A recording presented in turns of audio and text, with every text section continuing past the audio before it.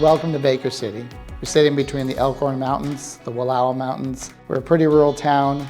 When you have kids who grow up in small towns, they don't always think, I have a career here. I was visiting with Stacy Green, and she was talking about an amazing program she's been doing up in the Wallowa Joseph area, and how she's been working with young entrepreneurs. And then she started working with the High Desert Partnership, and we thought we should get everybody together because we wanted to have a youth entrepreneur summit, just so the kids could find other faces like theirs, see what their experiences are, see the next steps, learn of their successes, learn of their failures. And then we would try to bring value to them, try to share some of our expertise of different ideas. So the Mentor Match Teen Entrepreneur Program was launched in fall of 2010. And so since then, in small Wallowa County, which has a population of just 7,000 people, we have seen 29% of the teens who are at least 4 years out of high school return to Wallowa County to live and work. And of that 29% who are back, a third of them are married and have 12 babies between them. And 12 babies may not seem like a lot, but to us who struggles with having young families and keeping young families in a rural community, 12 babies is a lot. Another third of that group that's home are homeowners. And that speaks to the success that they're having and the way they're settling and putting their roots down in their hometown.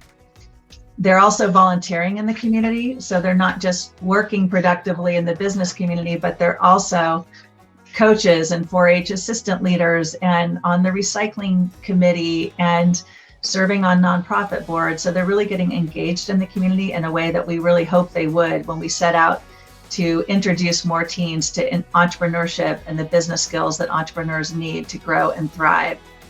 Then we also give them tools of what makes sense of their business, what next steps could be, how they could advertise, promote it, how they could be more successful on social media. And then figuring out what they want to do next in life. Are they going to create a career in their own job for themselves? Which is kind of fun to think you can do that.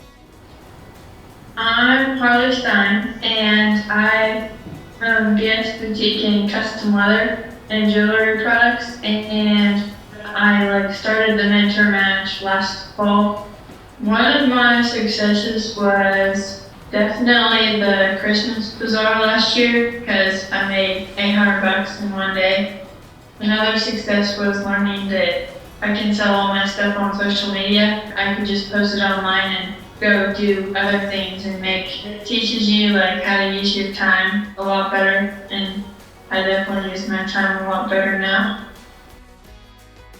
Business Oregon has recognized that the rural areas sometimes have the best capacity to know what works in their area. I always say businesses in Eastern Oregon have figured out how to survive on vulture scraps and then have the ongoing support to keep these programs going so these kids can see what success looks like. And every single kid who goes to this program now has tools. Those tools are something they can use the rest of their life. You're giving them a mindset of not only how to be an entrepreneur themselves, but to help other businesses. They're making themselves more valuable. Those skill sets that you give to these people when they go out in the world is such an advantage because they have a new lens, how they see things, how they interact with people. There's nothing more exciting than seeing a kid come up with a concept. I look at it as a business person and go, wow, that impresses me.